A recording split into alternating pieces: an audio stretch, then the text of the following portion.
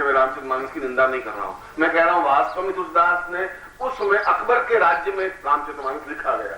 तुलसीदास अभी 400 साल पहले पैदा हुए, 1000 साल पहले तो पैदा हुए नहीं। अकबर का राज्य था, अकबर का राज्य था और अकबर ने बहुत ज्यादा अत्याचार, मुगलों का राज्य था, इसलिए उसने हिंदुओं के डगमगाती हुई आस्था को जब हिंदू सोचने लगे कि अब कोई सहारा नहीं है, अब कोई हमारा उद्धार करने वाला नहीं है, चारों तरफ मुसलमानों ने अत्याचार कर दिए, जजिया कर लगा दिए हैं, जेलों में डाल दिए, जबरदस्ती मुसलमान बनाने के लिए तैयार हो गए, तो तुलसीदास ने एक ऐसे नायक की कल्पना की जो बहुत वीर है, बहुत बहादुर है और राक्षसों को मारने वाला है, सहायक है, समर्थ है और हिंदुओं में वापस चेतना है कि कोई है, और इसलिए हिंदुत्व जीवित रह गया। शुद्ध सात्विक बात तो यह है। इसलिए रामायण को भी नए ढंग से वापस पढ़ना पड़ेगा कि राम का उदात्त चरित्र, स्वभाव और विशेषताएं क्या है। वह वाल्मीकि रामायण पढ़ने पर प्राप्त हो सकता है और तब प्राप्त हो सकता है जब आप वशिष्ठ की आत्मा को अपने आप में समाहित करके देख सकें कि वशिष्ठ ने अगर राम के बारे में लिखा है तो क्या लिखा है, सीता के बारे में लिखा है तो क्या लिखा है, और उसी प्रकार से गीता को भी कभी समझने पड़ेगा। तो फिर कृष्ण के स्वरूप को, आत्मा को अपने प्राणों में उतारना पड़ेगा और तब उतार पाएंगे, जैसा कि मैंने बताया कि आप पूरे उस फलक में जाएं और जा सकते हैं। बंबई जाना बहुत कोई कठिन असंभव नहीं है। असंभव तुम्हारे लिए है कि जेब में तुम्हारे पास 5 रुपए है और बंबई कैसे जाए, ये डिफिकल्टी है। और यदि गुरु तुम्हें और 140 रुपए और दे दे, भाई तुम्हारे पास 5 रुपए, 140 रुपए तुम मेरे ले चल बंबई, तो तुम चल सकते हो और मैं तुम्हारे 40 रुपए देने को तैयार, और तुम्हारी इच्छा तो होनी चाहिए, चेतना तो होनी चाहिए, और जब तुम जाओ तो देख सकते हो। असंभव नहीं है, ना अमेरिका असंभव है, ना इंग्लैंड असंभव है, ना बंबई जाना असंभव है। नॉर्मल वे में तो आप अपनी जिंदगी में बद्रीनाथ ही नहीं गए, केदारनाथ ही नहीं गए, ऐसा तो कह ही नहीं सकते कि नहीं गए तो इसका मतलब ये नहीं बद्रीनाथ है ही नहीं। गुरु जी बद्रीनाथ है कि नहीं है, कौन है ही नहीं या है। जब आप गए नहीं तब आप उसके ऊपर कमेंट भी नहीं कर सकते, क्योंकि आप ये नहीं कर सकते कि पिछले फलक में नहीं जा सकते या अपने जीवन के प्रारंभिक स्वरूप को नहीं देख सकते, क्योंकि मैंने कहा कि तुम्हारा जन्म का प्रारंभ तो उन 18 ऋषियों से हुआ, नए तो तुम कुछ बने नहीं। उन 18 ऋषियों से जब उत्पत्ति तुम्हारी हुई तो बाद में जरूर जन्म लेते लेते ही यहाँ आए हो, इस उम्र में आए हो। इस बीच में तो तुमने 100 या 200 या 500 जीवनियां तो ली होगी, ली तो फिर कहां ली, कैसे ली तो जरूर, क्योंकि पहले तो कोई चीज बनी नहीं। तो वे स्वरूप को, हमारे जीवन के आत्म स्वरूप को देखना भी जरूरी है और वह देखना ही जीवन का एक आनंद है। इसलिए मैंने कहा कि तुम बैठ जाओ नीचे, डोंट डिस्टर्ब, और इसीलिए मैं तुम्हें कह रहा था कि ये एंग, रींग और क्लींग बीज को भी हम जितना आसान समझ बैठे, लोगों ने जितना समझा दिया उतना आसान तो नहीं है। ये अपने आप में अत्यंत गहरी अर्थवत्ता लिए हुए है। और आज मैंने इन श्लोक को, मैंने कहा कि 18 के 18 ऋषियों ने और साधना अलग अलग ढंग से की, एंग, रींग, क्लींग बीज को बिल्कुल नवीन ढंग से देखा है। सबने साधना की, सबने दुर्गा की साधना की, क्योंकि बिना शक्ति की साधना के तो जीवन में पूर्णता आ ही नहीं सकती, क्योंकि ब्रह्म की उत्पत्ति भी बिना शक्ति के संभव नहीं। कणाद कह रहा है कि मैं केवल ब्रह्म को मानता हूं। कौन सा ब्रह्म? जो शक्तिमान है, जो शक्ति स्वरूप है, जो अपने आप में पूर्ण अर्थवत्ता लिए हुए है, जो आदि है, जो मध्य है, जो अंत है। और वही एंग, रींग, क्लींग का पूर्ण रूप देखा जाए तो आदि, मध्य और अंत है। और इसीलिए कल और 2-3 दिन के प्रवचन का सारभूत तथ्य यह था कि हम इन तीनों बीजों की मंत्र जाप करते हुए अपने जीवन को पूर्णता के साथ समाहित करें। और मैंने रीम बीज पर थोड़ा सा ज्यादा जोर इसलिए दिया कि आपके जीवन की आवश्यकताओं की पूर्ति हो सके। मगर यदि आपके मन में संदेह और भ्रम है, आज भी है, यदि मैं अभी प्रयोग कराऊंगा तब भी आपके मन में भ्रम तो है ही कि गुरुजी प्रयोग तो करवा रहे, होगा या नहीं, कर लेते हैं। मैं बता रहा हूं क्योंकि मैं तुम्हारे जीवन को बहुत अच्छी तरह से परिचित हूं। तुम अपनी जिंदगी से जितने परिचित नहीं हो, पिछले 25 जन्मों से मैं तुम्हारा हिसाब किताब रखता आ रहा हूं। पूरी गणित तुम्हारी मालूम है, तुम्हें तो एक जीवन का ही मालूम है, मुझे तुम्हारे अगले 24 जीवन का, पिछले जीवन का मालूम है। और तुम विश्वास करते नहीं, अपने आप पे भरोसा नहीं है, मेरे ऊपर तो भरोसा बाद में करोगे। इसलिए और बिना विश्वास के उस चीज में फलप्रद नहीं बन सकते।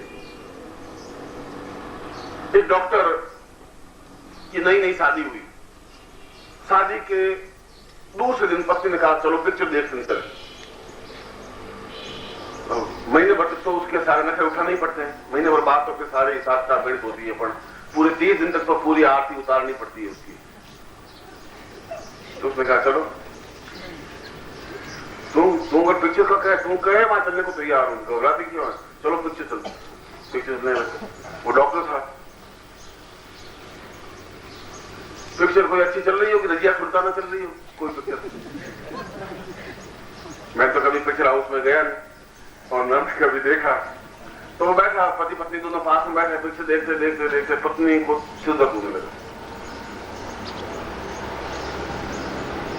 तो उसने कहा चलो घर चलते हैं, सिर दर्द हो रहा है। पति को आनंद आ रहा था क्योंकि उसमें नृत्य वगैरह बहुत अच्छे हो रहे थे। तो उसने कहा कि 2 मिनट देख लेते हैं, पैसे खर्च किए हैं, पूरा बालकनी का टिकट खरीदा है, अब दिमाग तेरा खराब है, पहले तो पिक्चर चलो, सुबह से जिद लगाई हुई थी, अब आए टिकटॉक बंद करके वापस घर चले। उनका सिर दर्द बहुत तेज हो रहा है। सिर दर्द हो रहा है, तो मैं डॉक्टर हूँ, तो अब मेरा बैग तो मेरे पास है नहीं, मगर खैर एक सेकंड इसने डाला, जेब में कोई गोली होती नहीं एस्ट्रो वगैरह की, एक पैंट का बटन था वो थोड़ा तोड़ करके ये गोली बहुत एस्ट्रो से अभी नई निकली है, एक्स्ट्रा ऑर्डिनरी गोली लेते सिर दर्द मिटता है, और डॉक्टर को एमबीबीएस किया हुआ है।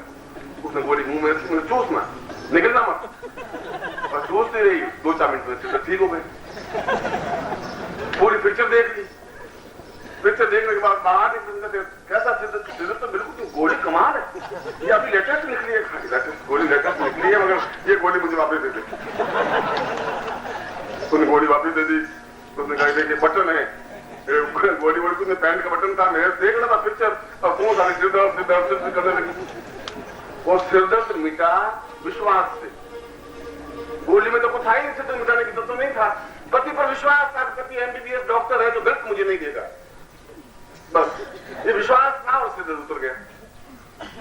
अब तुम विश्वास करो ही नहीं मेरे ऊपर, अब मैं चाहे मैं पैंट के बटन की गोली दूं या कुछ भी दूं, विश्वास मेरे ऊपर तुम्हें करो, मैं तुम्हें कोई मंत्र भी दूं, तुम गुरु जी ठीक है हम मंत्र जपे कि नहीं जपे, उसका तो मैं क्या करूं। इसलिए इस पूरे जीवन की यात्रा में आधार होना चाहिए, विश्वास होना चाहिए, और कणाद यही कह रहा है। कणाद ये कह रहा है तुम ऐन साधना कर ही नहीं सकते, तुम रीम साधना नहीं कर सकते, तुम क्लीन साधना नहीं कर सकते, क्योंकि एम साधना में पूर्ण मातृत्व रूप तुम्हारा बनना चाहिए, रीम साधना में तुम्हारा पूर्ण पालन रूप बनना चाहिए, जैसे तुम सृष्टि के नियामक हो, और क्लीन रूप पूर्ण क्रोधमय रूप में तुम्हें साधना करनी चाहिए। और इसीलिए उस कणाद ने जिस श्लोक में उद्धृत करा था उसने कहा कि गुरु का पूर्ण, गुरु को जब कहा है कि गुरु ब्रह्मा गुरु विष्णु गुरु देवो महेश्वर गुरु साक्षात पर ब्रह्म,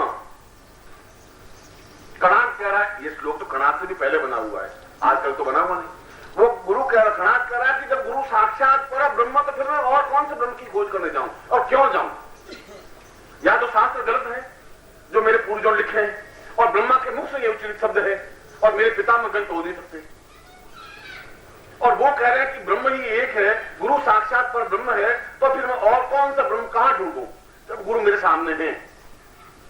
और यदि उसकी साधना से ये एंग रूप और क्लीन रूप और वीम रूप पूरी साधना संपन्न हो सकती है, तो फिर मैं तीसरी साधना और चौथी साधना के लिए किन देवताओं के पास दूं, क्योंकि मैंने ब्रह्म को देखा नहीं, मैंने ब्रह्म का स्वरूप का चिंतन भी नहीं किया, मुझे गुरु भी नहीं समझा सकता, मेरे व्यक्ति भी नहीं समझा सकते, कि क्योंकि शास्त्र में तो लिखा है कि ब्रह्म का कोई स्वरूप है ही नहीं, वो अजन्मा है, निर्विकार है, निश्चिंत है, अवाकित है, बिल्कुल विलीन है, आकाश की तरह शून्यवत है, उसको देखा नहीं जा सकता, परखा नहीं जा सकता, समझा नहीं जा सकता। इसका मतलब उसको कोई देखा नहीं, जब देखा नहीं तो फिर हम प्राणों में किसको उतारे। कणाद के सामने भी वही समस्या थी, और उसने अपने गुरु को, और आपको मालूम होना चाहिए कि कणाद स्त्री के गर्भ से जन्म नहीं लिया था, अपने गुरु की नाभि से जन्म लिया था, और ब्रह्मा ने भी किसी स्त्री के गर्भ से जन्म नहीं लिया था, वह भी विष्णु की नाभि से पैदा हुए।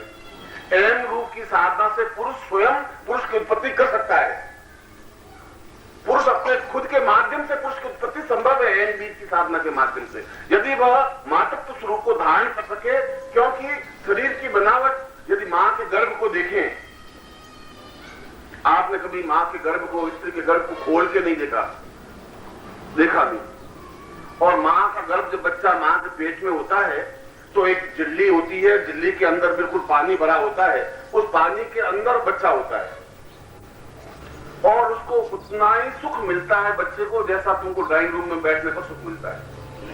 ठीक ड्राइंग रूम की तरह होता है, एयर कंडीशन लगा हुआ, कोई तकलीफ नहीं, कोई परेशानी नहीं, बिल्कुल सुख सुविधा के युक्त भगवान ने इसको बनाया हुआ है। बहुत विचित्र रचना है मां के गर्भ की। और ठीक वैसी रचना पुरुष के पेट की भी है, ठीक डिटो, एक ही तरह की। और पुरुष के पेट से भी पुत्र की उत्पत्ति संभव है। और विष्णु ने तो अपने नाभि से ब्रह्मा को उत्पत्ति किया, ये तो हमारा शास्त्र कह रहा है, या तो शास्त्र गलत है।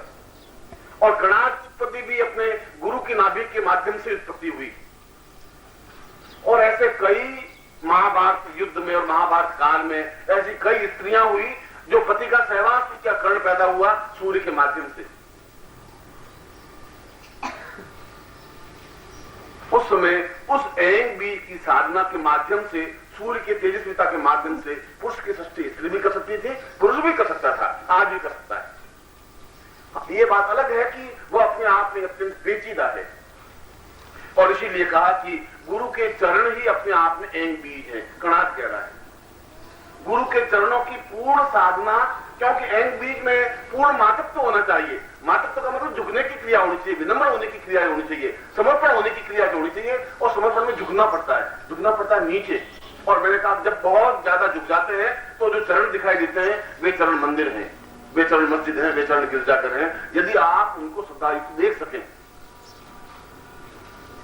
और उसी प्रकार से गुरु का मध्य भाग पूर्णतः रीम बीज है और गुरु का ऊपरी भाग, गर्दन के ऊपरी भाग पूर्णतः क्लीन बीज है, क्रोधमय है, तीसरे नेत्र से युक्त है। क्योंकि वह दो नेत्रों से तो देखता ही नहीं शिष्य को, दो नेत्रों से आप देखते हैं। आप देखते हैं तब कभी कभी आप अधिकतर गलत फहमी में पड़ जाते हैं कि ये व्यक्ति गुरु है या नानक सिमाली है। और ये आज कुछ परेशान दिखाई दे रहे हैं गुरुजी, कुछ कल भी राधा चिल्ला रही थी, वो पीले पड़ गए हैं, बहुत पीले पड़ गए हैं, तुम नहीं समझते हो, वो मर जाएंगे, तुम क्या कर रहे हो। उसमें कोई बनावटीपन नहीं था, कोई नकलीपन नहीं था, क्योंकि चेहरा अपने आप बोल देता है कि क्या कह रही है, क्यों कह रही है। उसके पीछे कोई उसको तनख्वाह नहीं मिलेगी, तुम्हें ऐसा जाकर बोलना है। पर रह नहीं पाई, 2-3 दिन तक अपने आप को जज भी नहीं कर पाई, अपने मन के भावों को ज्यों का त्यों आंसुओं की भाषा में तुम्हारे चेहरों पर लिख दिया। शब्दों के माध्यम से नहीं, आंसुओं की कलम से लिखा। और आंसुओं की कलम से लिखी हुई बात मिट नहीं सकती। और इसीलिए जब अटैचमेंट बनता है तब आंसुओं की भाषा से ही बात कही जाती है, लिखी जाती है और समझी जाती है, शब्दों के माध्यम से नहीं। और इसीलिए जब प्रेमी मिलता है तो एकदम से आंसू खुशी में भी छलछलाते हैं, और अगर वो जाता है तब भी आंसू छलछलाते हैं, क्योंकि भाषा तो आंसुओं की ही होती है, शब्दों की तो भाषा होती नहीं। शब्द के माध्यम से हम अपनी भावना व्यक्त कर ही नहीं सकते। कोई आया खुश हुए, इसको तो चेहरे के माध्यम से व्यक्त नहीं कर सकते। नकली चेहरे से मुस्कुराहट भी बताई जा सकती है, पर नकली आंसू नहीं लाए जा सकते। आंसू तो वियोग में बिल्कुल एक एक अक्षर साफ साफ बोल सकता है।